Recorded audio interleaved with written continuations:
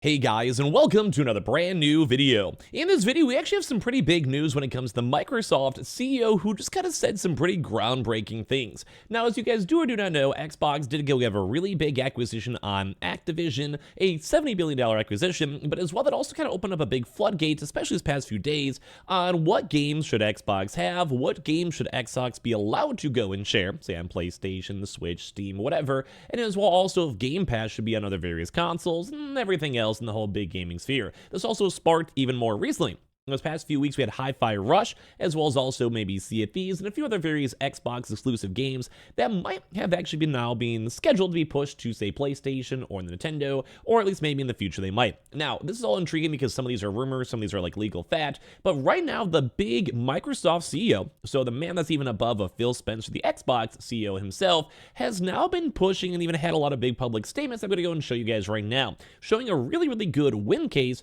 for Xbox bringing a lot of their other various games such as PlayStation, on Switch, on Steam, on other various launchers, Ubisoft launcher, whatever, and how the gaming as a whole might go and completely change, especially based on all these future comments. So let's go talk about it throughout this video. I think this is all good.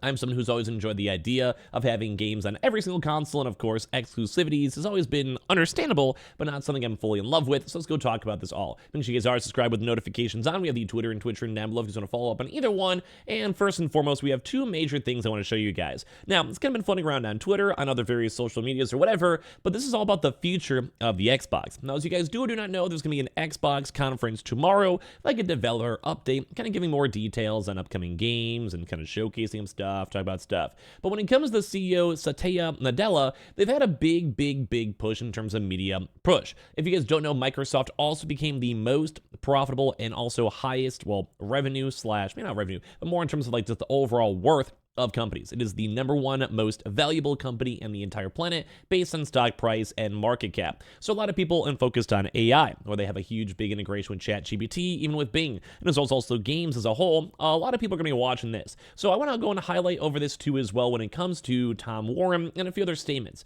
saying Microsoft CEO Satya Nadella on the future of Xbox, quoting, I'll show you guys the video in full screen in a second. We think that now we have the ability to do what we always set out to do, which is to build great games and deliver them to folks across all platforms, which is Xbox and consoles, PlayStation, Nintendo, PCs, mobile gaming, and also on cloud gaming. So let's go and show you guys the Jacob paper here. asks about the health and future of Xbox.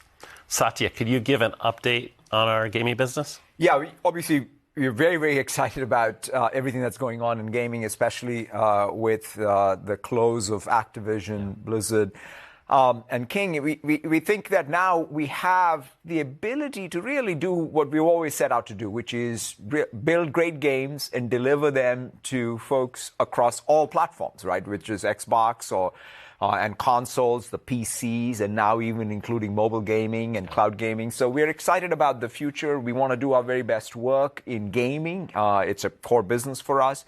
But also, I see tremendous synergy between what we're doing up and down the AI stack. I always say Microsoft's not a conglomerate. We have one platform that we express through multiple different addressable markets, and gaming is one. So when I think about AI, what we're doing at the infrastructure layer or what we will do at the edge, it's sort of the same set of transistors that first were used for graphics.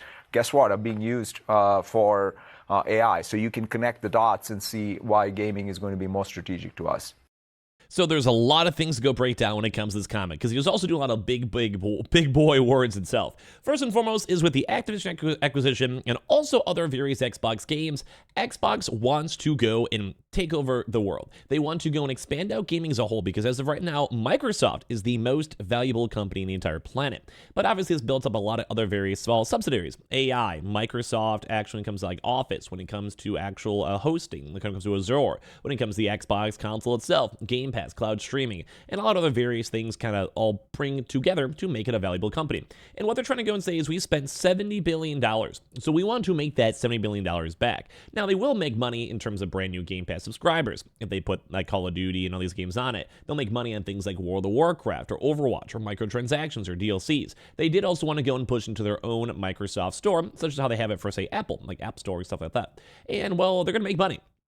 But $70 billion, even for a company like Microsoft, is a lot of money to go make. Now, these companies are making revenue. Both Xbox and Activision have been set to be profitable, and they are, well, good companies to have. So over time, they will go and pay themselves back. But when it comes to this, they want to go and have a push towards putting these games, such as Call of Duty and other various aspects of games, onto other consoles. Now, we do know they had that 10-year deal with PlayStation for, say, games like Call of Duty, but this might even be a little bit of a bigger factor. They've been trying to get Game Pass on PlayStation, trying to get Game Pass on the Switch, trying to get Game Pass on anything they possibly can. As well, they also do want to have things like Call of Duty or Overwatch or World of Warcraft or whatever it might be on other various sources, because that does get them more money. Microtransactions make them more money. So it's intriguing to go and see from the actual head honcho himself discuss and talk about this type of stuff too as well. And they also had a chance to go and discuss on other various clips too as well. I'm going to hide over here, talk about the publisher side. So you have one thing where it's more on them trying to bring games and they own the games, but number two, they also have these as well when it comes to actually bringing to them. Which categories? And gaming, that was up, we've been at gaming, we love gaming. In fact, Flight Simulator was created before even Windows.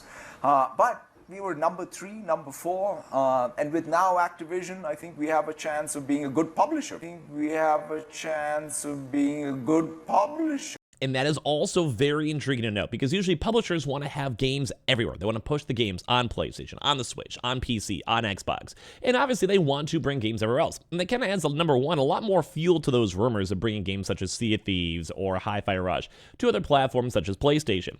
Now, at the end of the day, I think PlayStation wouldn't really mind it, depending on what they want to do. Because let's say you have Hi-Fi Rush and it's sold on PlayStation or the Switch on either side. Think about the perspective on both ends, where that just means they're going to make money.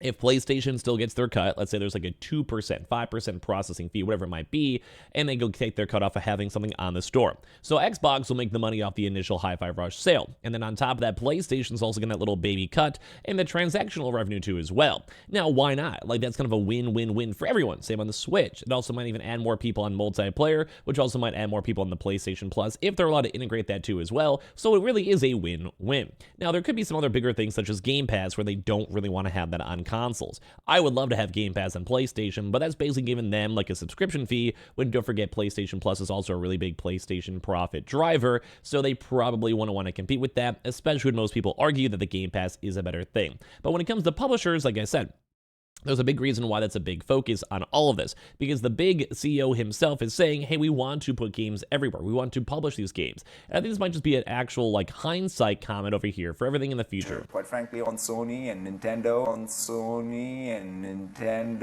Once again, on the slow motion, on Sony, on Nintendo. And PCs and Xbox. And so, yeah, we're excited about that acquisition closing. I'm glad we got it through. But I think each category by category is the view.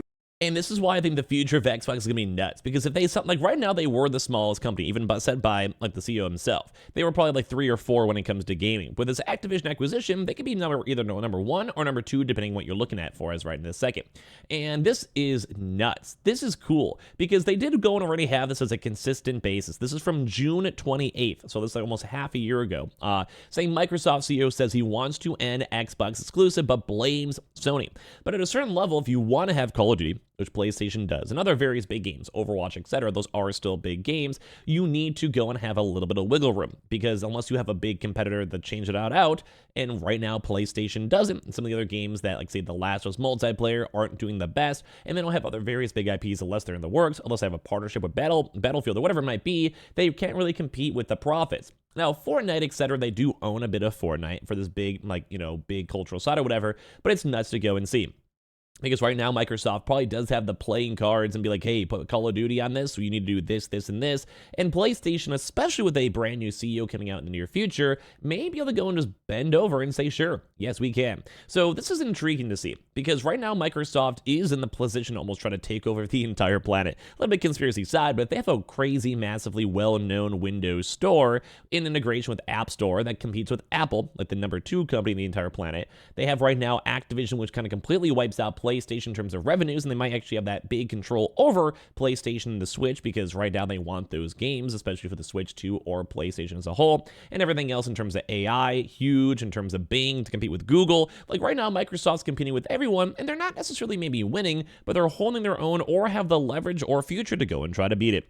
And it's kind of crazy. I think it's good for gamers as a whole. I think it's good for the consumers generally, companies might be on the harder side, but competition's always good, but I am always a bit concerned about how big Microsoft might be. But if I can play some Halo on my PlayStation, I'm gonna take it. So give me your thoughts and comments and all this type of stuff down below. Make sure you guys are subscribed with the notifications on. We have the Twitter and Twitch room down below too as well, and I just appreciate you guys all so much for watching. I have another video throughout tonight. I love you guys.